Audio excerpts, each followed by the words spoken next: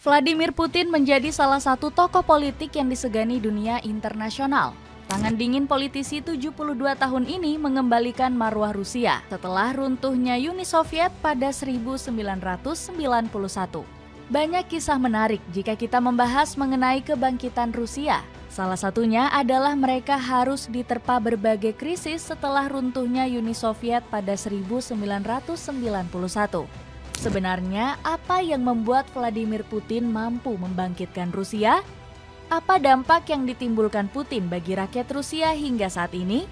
Kali ini kita akan membahas kebangkitan Rusia di bawah Vladimir Putin mulai dari runtuhnya URSS hingga berjaya seperti sekarang.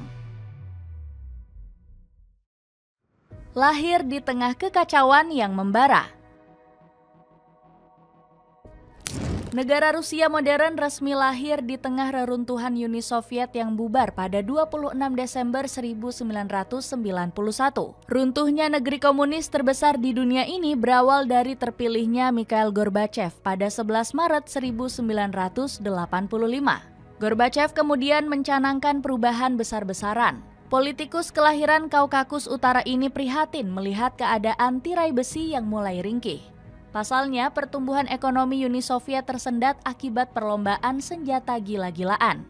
Kekacauan ekonomi Uni Soviet semakin menjadi-jadi karena keterlibatannya dalam berbagai perang. Salah satu yang paling nyata adalah invasi ke Afghanistan yang sudah dilakukan sejak 1979. Hasilnya, standar hidup masyarakat semakin menurun demi memanjakan industri militer. Berbagai permasalahan ini memaksa Gorbachev melakukan tindakan radikal. Buktinya Gorbi mencanangkan program perestroika yang terdiri atas 3 pilar utama pada Kongres ke-27 Partai Komunis Uni Soviet tahun 1986. Salah satunya adalah pilar keterbukaan yakni glasnost yang membebaskan rakyat Uni Soviet dari belenggu pembungkaman pendapat. Namun program ini justru menjadi senjata makan tuan bagi Gorbachev. Pasalnya, sejumlah republik Uni Soviet seperti Lituania ingin melepaskan diri dari Ibu Pertiwi. Gelombang pemisahan diri ini akhirnya menjangkiti seluruh wilayah Uni Soviet termasuk Rusia. Desakan ini memaksa Gorbachev menggelar jejak pendapat. Tujuannya agar URSS direformasi menjadi model persemakmuran seperti Uni Eropa. Usulan tersebut disetujui hampir 3/4 warga Uni Soviet pada Maret 1991. Namun, Gorbachev hampir dikudeta oleh petinggi komunis garis keras pada Agustus 1991 yang mengakibatkan Moskow dikuasai Komite Negara untuk Keadaan Darurat. Momentum kudeta ini kemudian dimanfaatkan Boris Yeltsin dengan menjadi pahlawan. Yeltsin yang baru terpilih menjadi presiden RSFS Rusia saat itu berhasil menggalang dukungan rakyat Moskow dan berhasil mengadang pemberontakan komunis garis keras. Gorbachev kemudian berhasil dipulangkan setelah ditawan junta di Crimea. Namun keruntuhan Uni Soviet semakin nampak setelah upaya kudeta tersebut.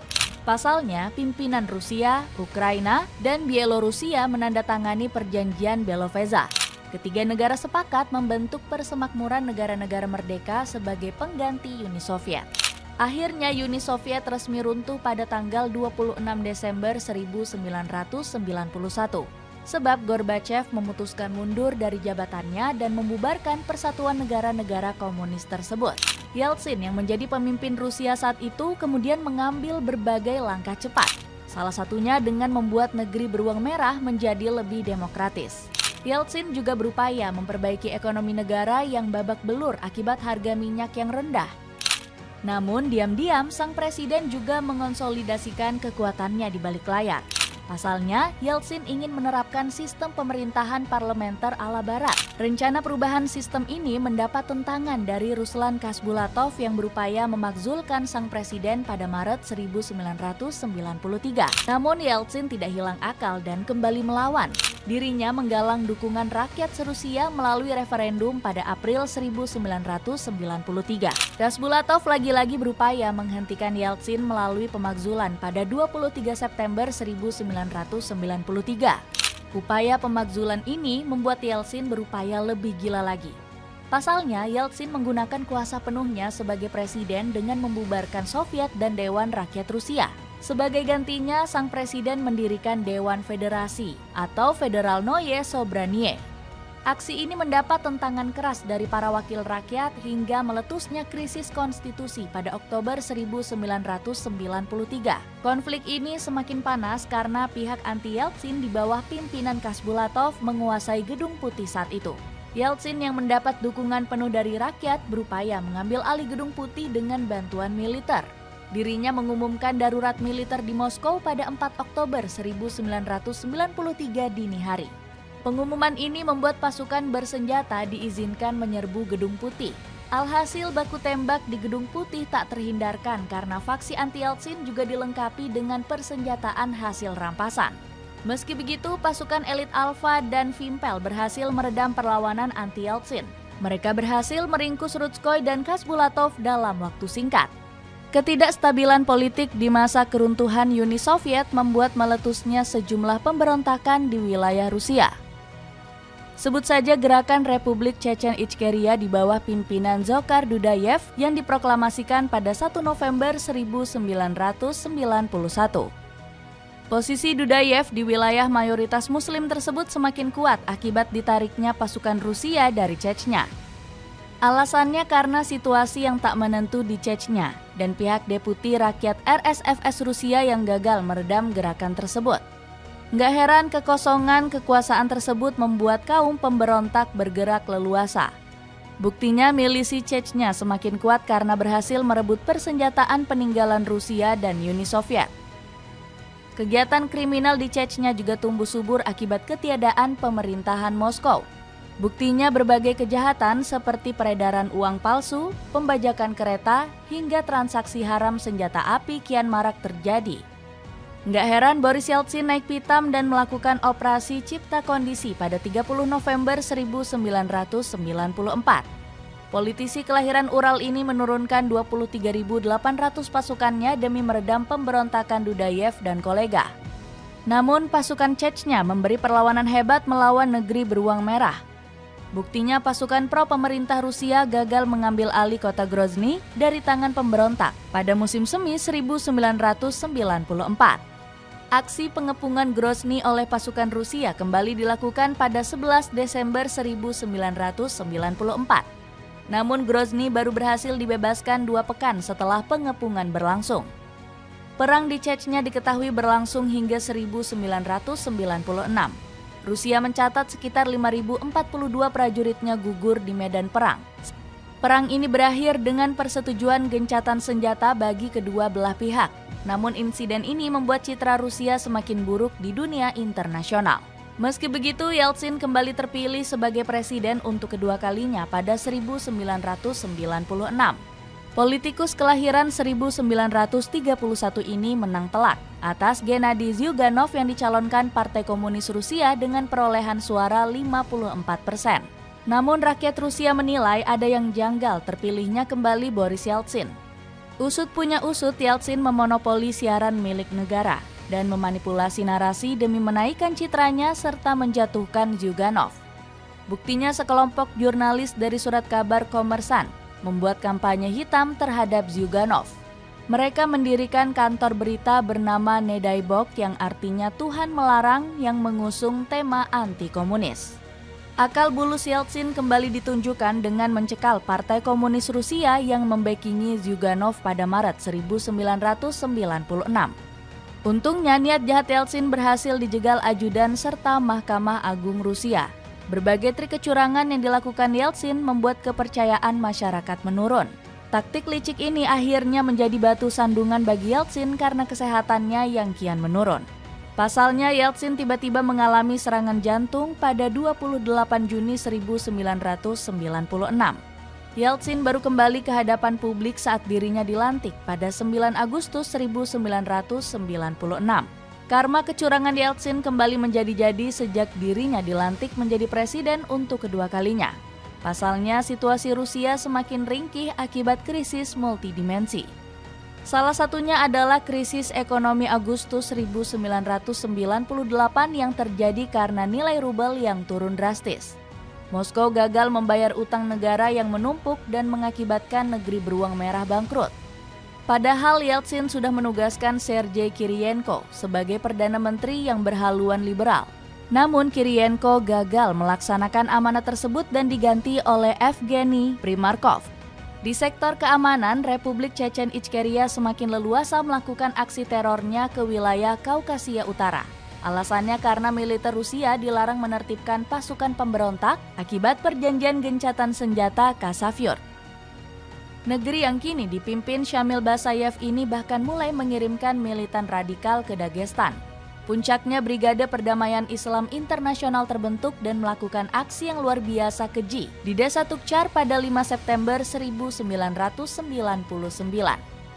Saat itu pasukan Rusia dihabisi tanpa sisa oleh militan radikal.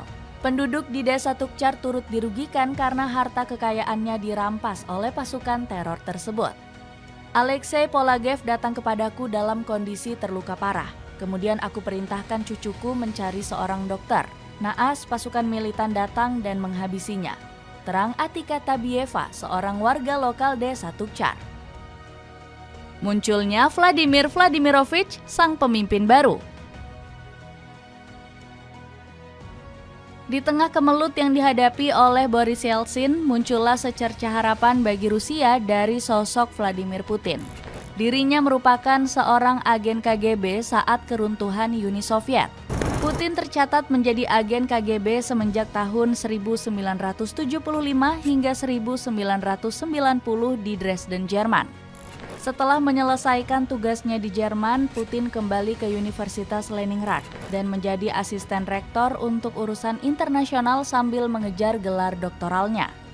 Di Universitas Leningrad, Putin mulai menjalin persahabatan dengan sosok Anatoly Sobchak. Hal ini menjadi keputusan yang tepat bagi Putin yang seketika karir politiknya melejit.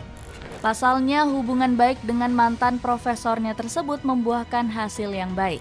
Anatoly Sobchak naik menjadi wali kota dari Saint Petersburg. Kenaikan Sobchak langsung membawa Putin menjadi penasehat urusan internasional. Tak lama berselang, pada Juni 1991, Putin kembali naik jabatan menjadi Kepala Komite Hubungan Eksternal Kantor Wali Kota Saint Petersburg. Di posisi tersebut, Putin mengawasi promosi hubungan internasional, investasi asing, hingga pendaftaran usaha dan bisnis. Dirinya berhasil mempertahankan posisi tersebut hingga tahun 1996. Di waktu yang sama, Putin juga berhasil memperluas pengaruhnya di kota Saint Petersburg. Dirinya menjabat sebagai wakil kepala pertama pemerintahan kota dan juga memimpin cabang lokal dari partai Our Home is Russia atau yang disebut Nash Dom Rossiya.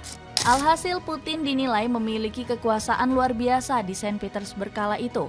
Karir politikus asal Leningrad ini terus mengalami kenaikan di kota tersebut. Padahal Putin mengaku kalau Saint Petersburg menjadi kota yang sangat bergejolak di tahun 1990-an.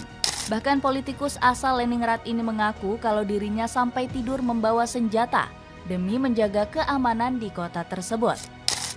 Saya tidur di daca saya dengan senapan laras ganda. Itu benar, namun itu adalah masa-masa yang sulit. Tuhan melindungi mereka yang melindungi diri mereka sendiri, ucap Putin. Namun karir Putin di Saint Petersburg harus berakhir pada tahun 1996. Hal ini nggak lepas dari gagalnya Anatoly Sobchak untuk menjadi wali kota Saint Petersburg untuk kedua kalinya. Kekalahan Sobchak juga mengakhiri jabatan wali kota di Saint Petersburg.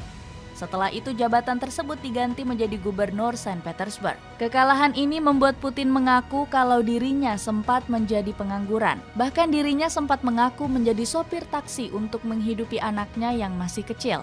Sebenarnya tidak ada tempat untuk bekerja. Jujur saja, saya bahkan berpikir untuk melakukan apa. Mungkin bekerja sebagai sopir taksi? Saya tidak bercanda, saya serius. Ya apa boleh buat demi 2 anak kecilku, ungkap Putin. Padahal kala itu Putin mendapatkan tawaran dari Vladimir Yakovlev yang menang di pemilihan untuk bekerja di bawahnya. Namun sejarawan asal Rusia yakni Alexander Margolis menjelaskan kalau Putin langsung menolak ajakan tersebut.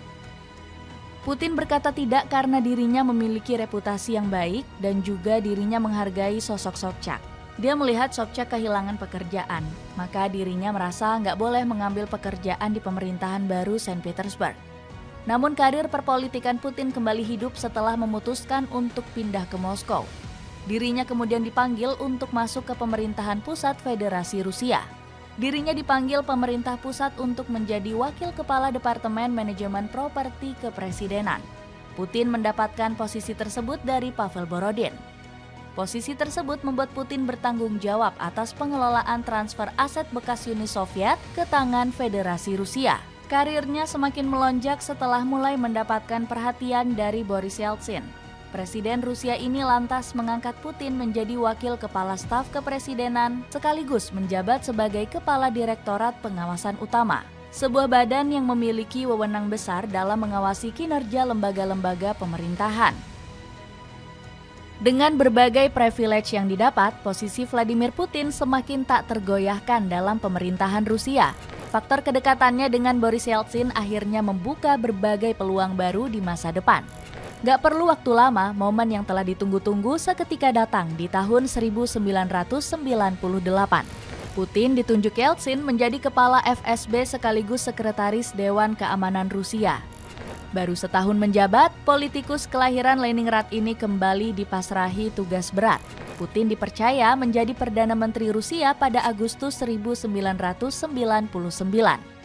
Pengangkatan ini juga menandai dimulainya operasi suksesor jilid kedua. Operasi ini menargetkan aksi teror yang dilakukan di kawasan Chechnya.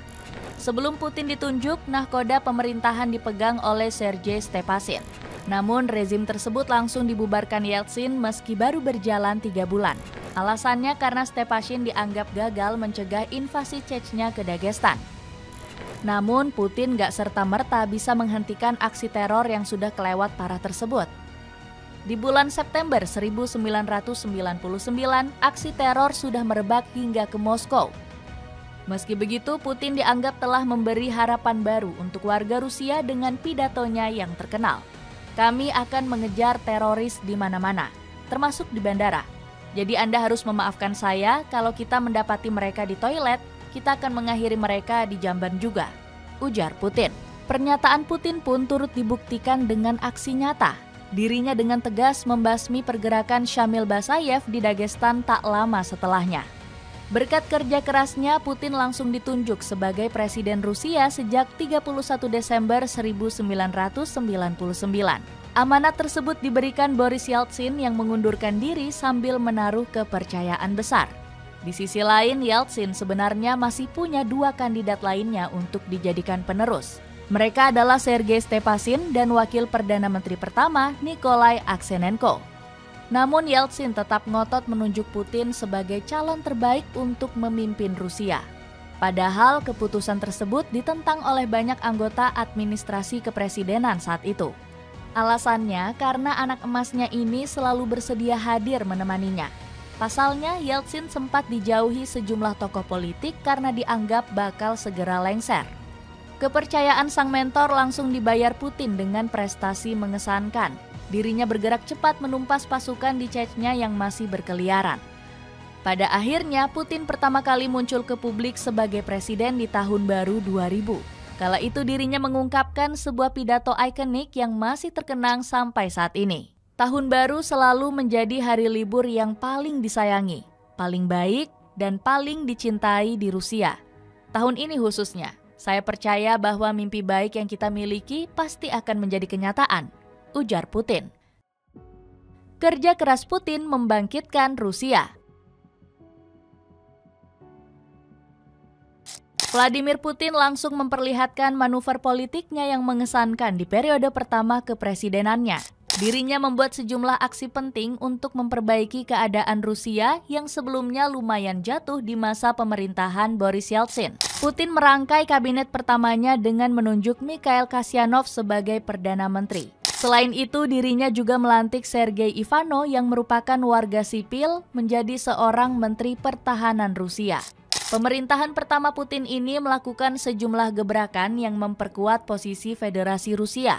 Salah satunya terlihat dalam kontribusi besar Putin dalam Perang Chechnya.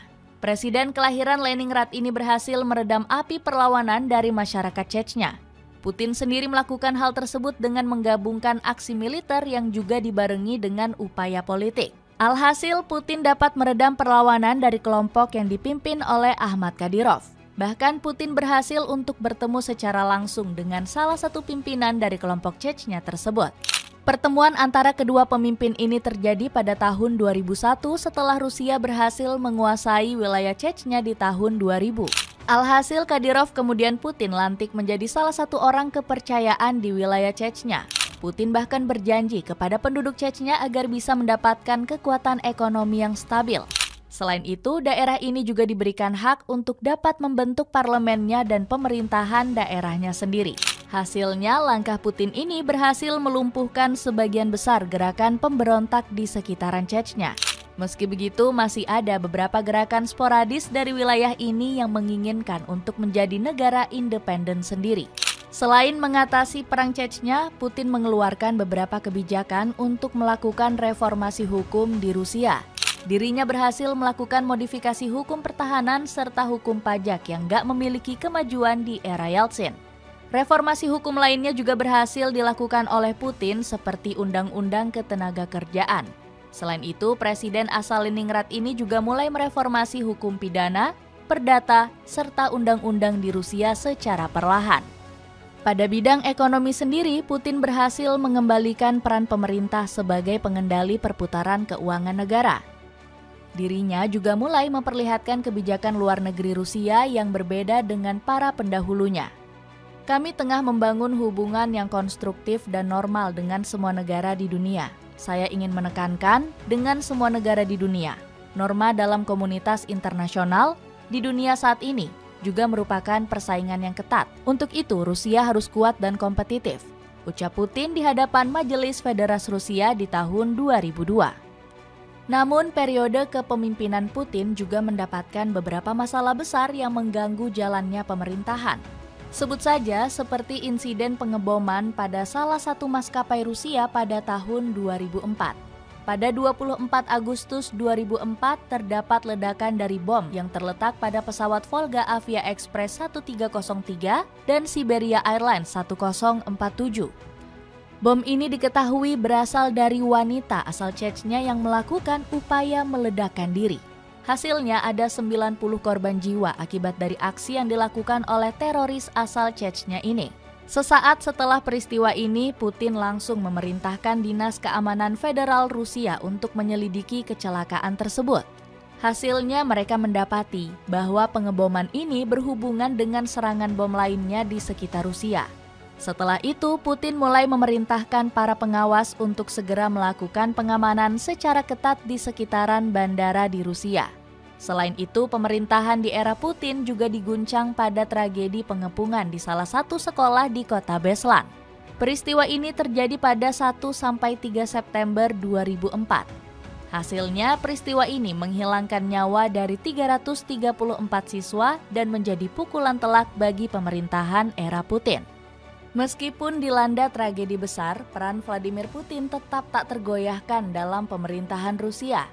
Di periode keduanya sebagai presiden, Putin mengembalikan gaya kepemimpinan tersebut. Dirinya turut menggandeng para siloviki atau pejabat di bidang militer, intelijen, dan keamanan.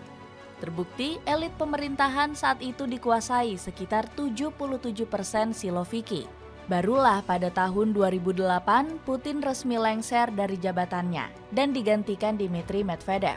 Namun, pria kelahiran 1952 itu nggak serta-merta kehilangan cengkramannya dari otoritas Rusia. Putin sendiri terpaksa meninggalkan posisi sebagai presiden karena aturan negeri beruang merah. Pasalnya, mereka tidak mengizinkan seorang presiden mengemban jabatan selama 3 periode secara berturut-turut. Di sisi lain, Putin sendiri masih memainkan peran penting dalam mengelola pemerintahan. Suami Lyudmila Putina tersebut diberikan jabatan sebagai Perdana Menteri yang baru. Meskipun posisinya di bawah presiden, Putin masih bisa menjadi sosok paling berpengaruh di Rusia. Survei di tahun 2009 mencatat, Putin lebih populer ketimbang Medvedev dengan selisih 12%. Selain itu, jajak pendapat dari Levada Center juga mengungkap rakyat Rusia lebih percaya dengan kekuasaan Putin. Dirinya memimpin voting dengan 32% suara, unggul dari Medvedev yang mengantongi 11%. Gak heran kalau banyak pihak yang menyebut Medvedev cuma sebatas boneka atau presiden bayangan. Salah satunya datang dari analis Carnegie Moscow Center bernama Nikolai Petrov. Apa yang kita lihat sekarang adalah peran dominan Putin. Kita melihatnya sebagai kepala negara yang sebenarnya. Ini tidak mengejutkan. Kita masih hidup di Rusianya Putin. Pada akhirnya periode kepemimpinan sang pengganti hanya berjalan 1 periode saja. Putin kembali mendapatkan jabatannya sebagai orang nomor 1 Rusia di tahun 2012. Pencapaian tersebut diraih usai dirinya menggunakan kekuasaan selama menjadi Perdana Menteri. Pejabat 72 tahun tersebut berupaya memperpanjang masa jabatan presiden dari 4 menjadi 6 tahun. Meskipun ditentang banyak pihak, dirinya tetap berhasil mengungguli sejumlah calon lainnya. Gak tanggung-tanggung, ia merajai pemilu Rusia dengan jumlah pemilih mencapai 64,35%. Menariknya, di periode ini Putin kembali berduet dengan Medvedev. Pria kelahiran Saint Petersburg itu ditunjuk sang presiden menggantikan posisinya sebagai Perdana Menteri. Di bawah kepemimpinan 2 orang ini, kekuatan Rusia semakin tak terbendung. Gelombang protes terhadap gerakan Euromaidan dimanfaatkan Putin dengan mendukung milisi separatis di wilayah Donbas. Alasannya karena warga berdarah Rusia memiliki populasi yang cukup banyak di wilayah Donetsk dan Lugansk. Belum lagi mereka menentang rezim Euromaidan sejak awal. Pasalnya, sebagian publik Donbas menilai aksi yang dimotori kaum neonazi yang ingin memusnahkan rakyat Rusia dari wilayah Ukraina Timur tersebut. Presiden kuat, Rusia kuat, Putin makin perkasa. Keperkasaan Putin bersama Rusia semakin terlihat di tahun 2010 ke atas. Salah satunya dengan mencaplok semenanjung Crimea yang sebelumnya merupakan bagian Ukraina. Gerakan ini mulai mendapatkan perhatian saat Ukraina dilanda oleh revolusi Euromaidan pada 2014. Tujuannya agar Presiden Viktor Yanukovych digulingkan akibat menghalang-halangi integrasi Ukraina ke kawasan Uni Eropa. Namun aksi ini justru mendapat pertentangan hebat dari pemerintahan Crimea yang sebagian besar diisi oleh loyalis Yanukovych. Pasalnya presiden ini merupakan salah satu politikus yang pro terhadap Putin. Hasilnya, Majelis Tertinggi Crimea melihat kesempatan untuk melakukan referendum. Mereka kemudian meminta bantuan dari Presiden Putin untuk bisa menjamin jajak pendapat yang dilakukan masyarakat Crimea. Saat itu, Putin berpendapat bahwa Crimea ingin kembali ke pangkuan Ibu Pertiwi Rusia atas kemauannya sendiri. Sebab rakyat semenanjung Taurik ogah dipimpin rezim anti-Rusia dan pro-integrasi Eropa. Hasilnya, Dewan Tertinggi Crimea yakni Sergei Aksyonov menyatakan secara de facto mengenai pemerintahan baru Crimea. Dirinya juga meminta Presiden Putin untuk memberikan bantuan agar Crimea bisa mendapatkan perdamaian. Pada akhirnya Putin mendapatkan otorisasi dari Dewan Federasi Rusia untuk mengintervensi Ukraina di wilayah Crimea. Gerakan militer ini diterjunkan oleh Putin untuk mendukung rakyat Crimea demi mendapatkan keinginannya. Bahkan Perdana Menteri Pertahanan Sergei Shoigu juga menyebut aksi militer Rusia di Crimea datang berdasarkan permintaan. Dirinya menyebut Putin hanya mementingkan kehidupan dari warga Crimea yang merasa terabaikan oleh Ukraina.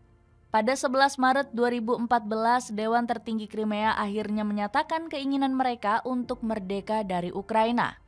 Bahkan dewan ini juga meminta untuk bergabung kepada Rusia. Hasil referendum sendiri mendapatkan hasil bahwa sebagian besar masyarakat Crimea ingin bergabung dengan Rusia. Hal ini yang menjadi dasar bagi dewan tertinggi mereka untuk masuk ke wilayah negeri beruang merah.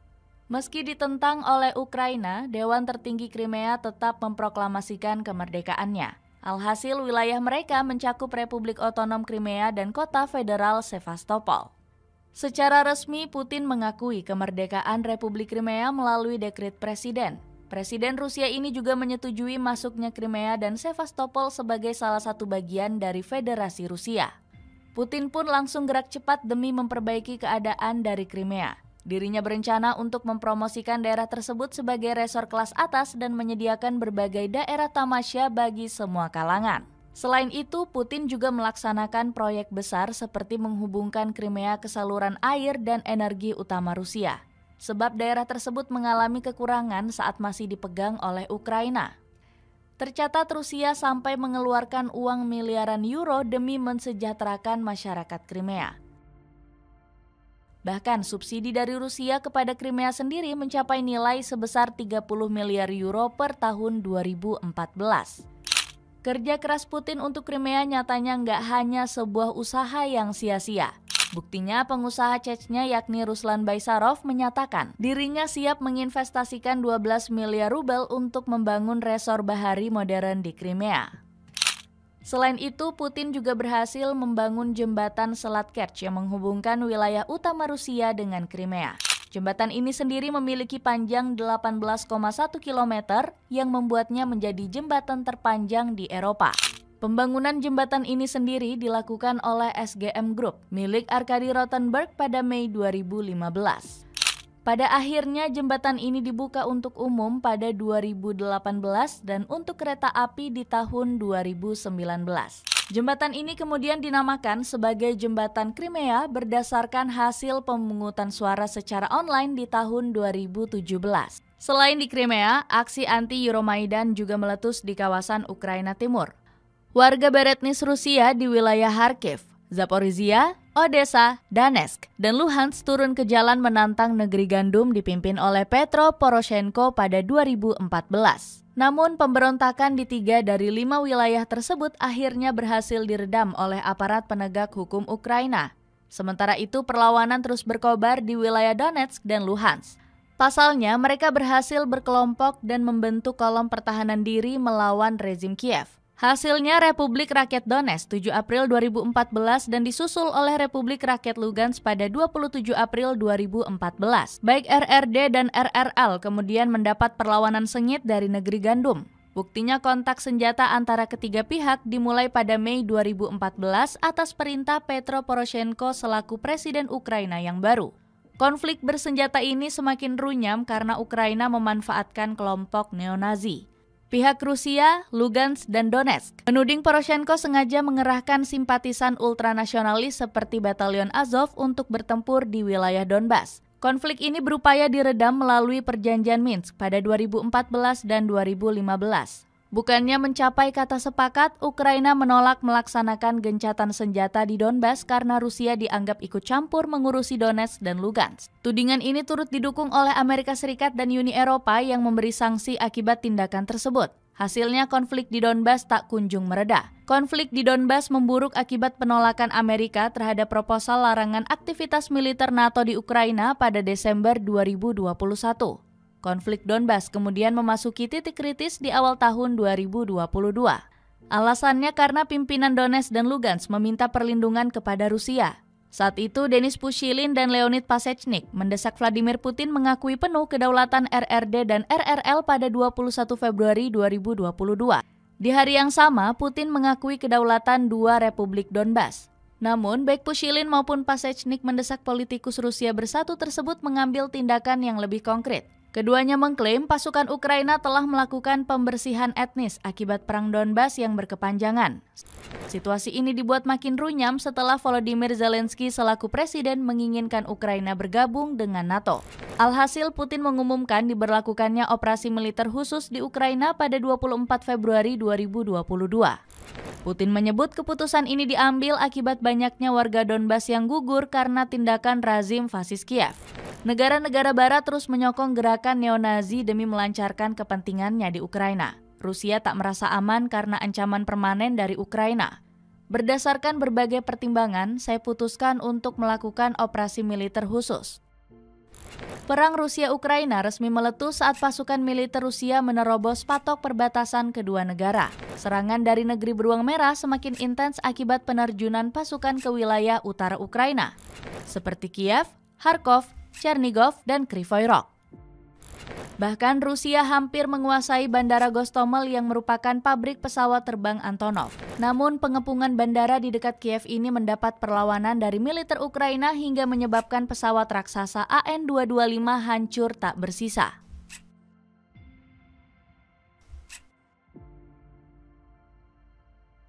Namun pasukan Rusia kemudian menarik mundur pasukannya dari Kiev pada akhir Maret 2022. Putin menyebut tindakan ini dilakukan agar bisa mencapai kesepakatan gencatan senjata awal dengan Zelensky. Buktinya delegasi Rusia dan Ukraina terbang ke Istanbul untuk merancang kesepakatan gencatan senjata. Perwakilan kedua negara bahkan hampir menyepakati perdamaian dan memastikan negeri gandum batal bergabung ke NATO. Namun Putin mengklaim Boris Johnson menghentikan upaya perdamaian tersebut. Perdana Menteri Inggris ini mendesak Kiev berperang hingga titik darah penghabisan. Padahal, Rusia berhasil menduduki sebagian wilayah Kherson dan Zaporizhia pada Maret 2022. Putin kemudian mendirikan pemerintahan darurat Oblast Kherson dan Oblast Zaporozhye setelah berhasil mencaplok dua provinsi tersebut. Buktinya pemerintahan sipil militer dibentuk di dua oblast tersebut. Putin kemudian menunjuk Yevgeny Balitsky yang memimpin wilayah Zaporozhye, sedangkan Vladimir Saldo bakal menjadi pucuk pimpinan daerah Kherson. Di lain sisi, beberapa kota di wilayah Donbas yang sebelumnya dikuasai Kiev juga berhasil dikuasai Rusia. Salah satunya adalah kota Mariupol yang kini menjadi bagian dari Republik Rakyat Donetsk. Rakyat Donetsk, Lugansk, Kherson, dan Zaporozhye kemudian menggelar referendum pada 23 sampai 27 September 2022. Tujuannya agar mereka bisa mengabulkan permintaan integrasi ke Rusia oleh pimpinan keempat wilayah tersebut. Hasilnya mereka sepakat bergabung dengan Rusia dan disetujui oleh Putin pada 30 September 2022. Meski begitu, berbagai tindakan Putin di Ukraina Timur mendapat kritik keras dari Barat. Pasalnya, politisi 72 tahun ini dianggap melakukan invasi ilegal ke Ukraina. Ditambah lagi, Rusia dituding memaksakan hasil referendum yang digelar di wilayah perang sesuai dengan kepentingan mereka. Selain itu, Putin mendapat tuduhan serius melakukan kejahatan kemanusiaan di Bucha. Ukraina mengklaim Rusia menyiapkan kuburan massal dan menghabisi warga Bucha setelah menarik diri dari sana. Amnesty International menegaskan kembali, Rusia harus menghormati hukum humaniter internasional. Kami juga mendesak Rusia menghentikan semua tindakan Rusia yang melanggar hukum, termasuk agresi terhadap Ukraina, ujar Denis Krivosheyev selaku perwakilan Amnesty International. Hasilnya Rusia langsung dikucilkan dari berbagai forum internasional atas inisiatif negara-negara Barat. Buktinya Komite Olimpiade Sedunia langsung mencekal atlet Rusia untuk bertanding di cabang olahraga apapun. Barat juga menjatuhkan berbagai sanksi bagi Moskow agar Putin kena mental. Sebut saja seperti membekukan aset Rusia di Barat dan memutus akses ekonomi negeri beruang merah kepada dunia melalui pencabutan sistem perbankan SWIFT. Uni Eropa juga turut memblokir sumber cuan utama Rusia di Eropa, yakni di sektor gas alam. Sebab Ursula von der Leyen setuju menghentikan impor sumber daya alam tersebut. Alhasil ekonomi Rusia langsung kacau balau akibat berbagai sanksi tersebut. Bagaimana tidak, warga Rusia masih bergantung pada produk dari Barat. Buktinya, nilai mata uang rubel Rusia sempat turun drastis akibat sanksi tersebut. Belum lagi berbagai perusahaan Barat seperti Starbucks dan McDonald's memutuskan menjual unit bisnisnya di Rusia. Nggak heran warga Rusia panik bukan main dan langsung menarik valuta asing dari tabungan mereka. Publik negeri beruang merah khawatir inflasi akan semakin tinggi akibat sanksi dari negara-negara Barat. Bukannya kocar-kacir, Putin justru sangat senang menghadapi sanksi tersebut. Dmitry Peskov menyebut Moskow sudah siap menghadapi gelombang pencekalan serius dari negara-negara Barat.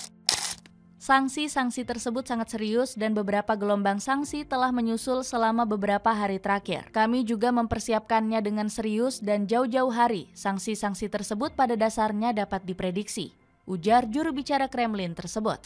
Namun Peskov menyebut perlu analisis lebih mendalam demi memperkecil dampak sanksi. Kini diperlukan analisis tambahan dan koordinasi kerja antar departemen terkait. Langkah-langkah segera diambil untuk meminimalkan kerusakan yang disebabkan sanksi guna memastikan perekonomian berjalan lancar.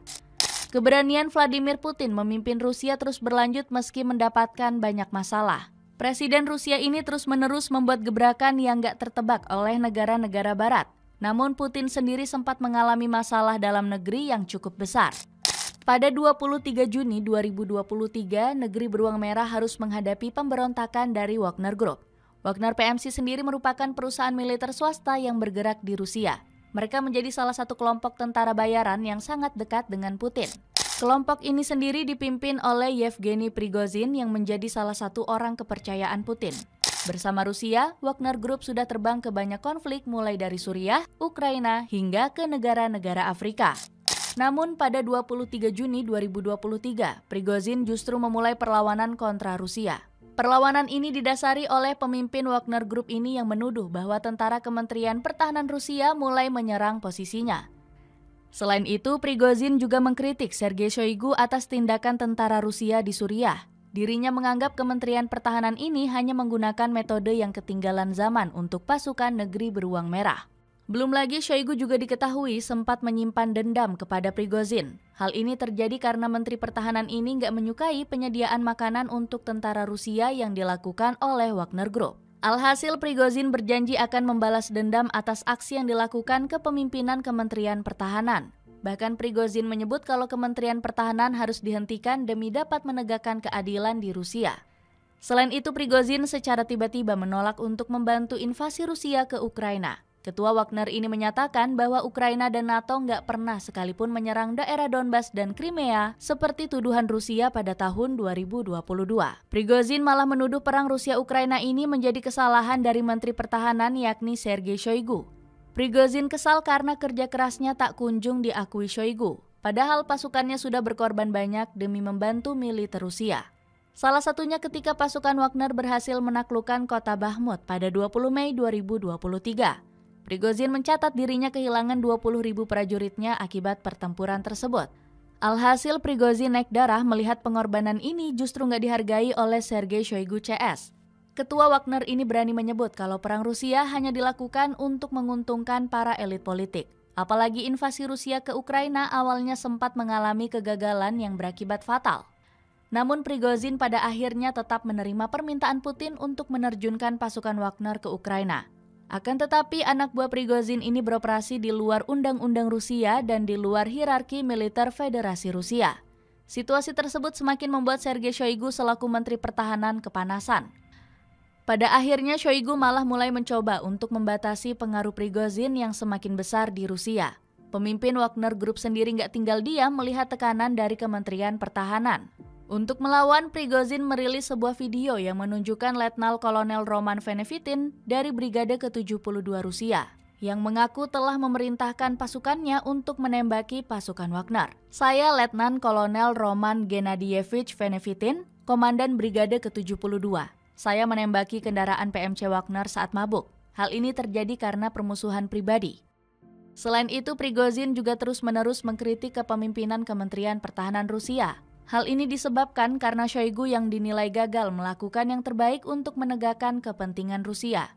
Mereka hanya orang yang terbang dengan jet bisnis mereka ke daerah yang disebut negara netral untuk menghindari partisipasi dalam masalah saat ini. Sindir Prigozhin ke Shoigu. Selain itu, Prigozhin juga turut mengkritik elit Rusia yang dinilai nggak peduli dengan tanah airnya. Kelompok oligarki ini pada akhirnya hanya mencoba mencuri segala sesuatu yang menjadi milik orang. Situasi semakin rumit setelah kamp Wagner Group disebut terkena serangan misil. Kelompok paramiliter ini langsung menuduh Kementerian Pertahanan di bawah Sergei Shoigu sebagai pelaku utama dari serangan ini. Pada akhirnya Prigozhin memulai untuk melakukan konflik bersenjata dengan Kementerian Pertahanan pada 23 Juni 2023. Ketua Wagner ini mengajak siapapun yang ingin melawan Kementerian Pertahanan untuk ikut andil. Pada malam menjelang 24 Juni, Prigozhin merilis rekaman video yang mengklaim pasukannya memasuki Rostov-on-Don. Pada 24 Juni, Prigozhin menyebut bahwa Wagner Group berhasil menembak jatuh sebuah helikopter militer yang menembaki konvoi mereka. Aksi Prigozhin ini di lain sisi malah membuat dirinya didakwa mengorganisir pemberontakan bersenjata. Pasalnya, pentolan Wagner ini mengancam akan menyerang pasukan resmi Rusia. Pasukan keamanan Rusia menuduhnya melancarkan upaya kudeta yang dibalut kata-kata pawai keadilan. Meski begitu, Prigozhin tetap maju sampai membuat grup Wagner berhasil menguasai gedung distrik militer selatan di Rostov. Bahkan menurut laporan media, PMC Wagner menguasai semua fasilitas militer di kota lain seperti Voronezh. Di lain sisi, saat Prigozhin menyerang, dirinya juga mencoba untuk menjalin kontrak dengan Putin. Namun pada akhirnya Putin mencoba untuk memerintahkan Alexander Lukashenko selaku Presiden Belarus untuk menjadi penengah. Alhasil rencana Putin ini berhasil membuat pasukan Wagner setuju untuk menghentikan pergerakan mereka. Wagner akhirnya mulai menarik pasukannya dari Rostov sekitar jam 11 malam pada tanggal 24 Juni. Selain itu, juru bicara Kremlin, Dmitry Peskov juga mengumumkan bahwa tuduhan terhadap Prigozhin akan dicabut. Menurut Peskov, pasukan Wagner nggak akan dituntut dan mereka yang tidak berpartisipasi dalam pemberontakan akan diampuni. Pada 26 Juni, Prigozhin mengklaim bahwa tujuan pemberontakannya hanya untuk menyelamatkan Wagner Group. Dirinya menegaskan penyebab utama pemberontakannya adalah penembakan pasukan Wagner oleh pasukan reguler. Namun Prigozhin akhirnya wafat 2 bulan berselang setelah upaya pemberontakannya. Dirinya dinyatakan meninggal akibat kecelakaan pesawat yang jatuh di dekat desa Kuzenkino. Setelah menggagalkan kudetan Wagner Group, Putin juga berhasil membuat sejumlah gebrakan hebat. Presiden Rusia ini berhasil menekan sanksi yang dikirim oleh negara-negara barat. Uni Eropa yang memberikan sanksi malah menjadi negara yang kesulitan tanpa Rusia. Pasalnya benua biru terlalu bergantung pada gas alam yang dimiliki negeri beruang merah. Setelah memberikan sanksi, mereka malah kesulitan untuk mencari gas alam. Padahal sumber daya tersebut sangat diperlukan untuk menghadapi musim dingin yang mengerikan di Eropa. Pada akhirnya Uni Eropa malah mencoba untuk melakukan ekspor gas alam dari Amerika Serikat. Negeri Paman Sam tercatat menjadi pemasok dari 45% gas alam mereka setelah meninggalkan Rusia. Namun keputusan tersebut malah menjadi senjata makan tuan bagi mereka. Hal ini terjadi karena harga gas alam dari Amerika Serikat yang jauh lebih mahal karena jarak antara kedua wilayah yang cukup jauh. Di lain sisi, ekonomi Rusia malah semakin kuat karena menemukan pasar baru selain Uni Eropa. Negeri beruang merah malah makin nyaman untuk mengekspor barang-barang mereka ke pasar. Sebut saja seperti Cina, India, Pakistan yang menjadi salah satu tujuan utama ekspor mereka. Belum lagi Putin juga berhasil memperkuat pengaruh BRICS sebagai organisasi ekonomi. Hasilnya BRICS mampu melakukan ekspansi secara besar-besaran di akhir tahun 2024. Hal ini terlihat dari keanggotaannya yang terus bertambah seperti Arab Saudi dan Indonesia beserta negara Asia Tenggara lainnya. Putin mempererat persahabatan Indonesia-Rusia. Kehadiran Vladimir Putin juga menjadi berkah tersendiri untuk pemerintah Indonesia. Dirinya berhasil mengembalikan hubungan dengan tanah air seperti sedia kala.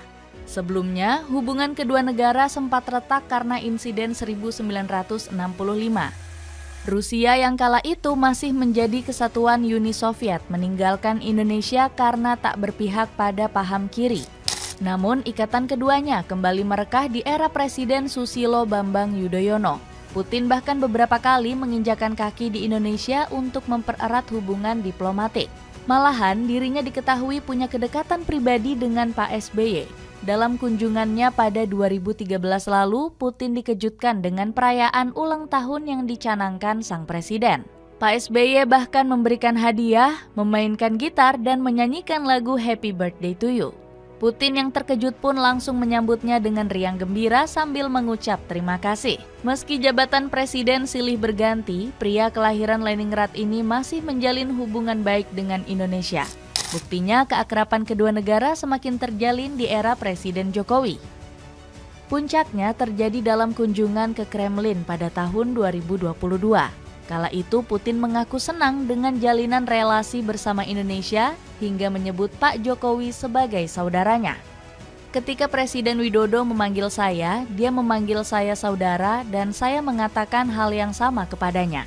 Kami menghargai hubungan kami, ungkap Putin. Pada akhirnya hubungan Rusia dan Indonesia terus terjalin hingga saat ini. Putin sendiri terus mencoba menggembleng sejumlah kerjasama di era Presiden Prabowo Subianto. Beberapa di antaranya termasuk sektor ekonomi dan perdagangan. RI1 bahkan mendapat kemuliaan untuk menjalin kerjasama di bidang nuklir. Menurut Pak Prabowo, negeri beruang merah bersedia membantu pembangunan reaktor modular dan utama. Kedua pemimpin bahkan disebut sudah menjalin pertemuan tertutup untuk membahas rencana lebih lanjut. Duta Besar Rusia untuk Indonesia, yakni Sergei Tolhenov, juga memandang tanah air punya potensi besar di bidang nuklir. Hal ini merupakan kehormatan besar, mengingat Rusia termasuk negara dengan kekuatan nuklir terbesar di dunia. Itikat baik negeri beruang merah pun langsung disambut gembira oleh RI1. Kami menganggap Rusia sebagai teman baik. Saya ingin terus menjaga dan meningkatkan hubungan ini. Dalam sejarah, ingat bahwa Rusia selalu membantu dalam banyak hal ketika kita mengalami kesulitan, ujar Prabowo Subianto.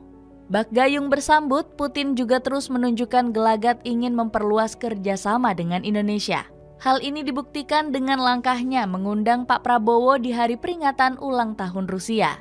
Kabarnya, negeri beruang merah ingin menjadikan tanah air sebagai mitra kerjasama baru. Di antaranya termasuk kerjasama ekonomi dan strategis termasuk pariwisata. Vladimir Putin punya sejarah panjang dalam dunia perpolitikan Rusia. Berawal dari mantan agen rahasia Soviet, Putin beranjak naik menjadi orang terdekat Yeltsin hingga menjadi presiden selama lebih dari 2 dekade. Kerja keras Putin membangkitkan Rusia hingga dipandang dunia, kini mulai mendapat hasil manisnya di tahun 2020-an. Bagaimana pendapatmu?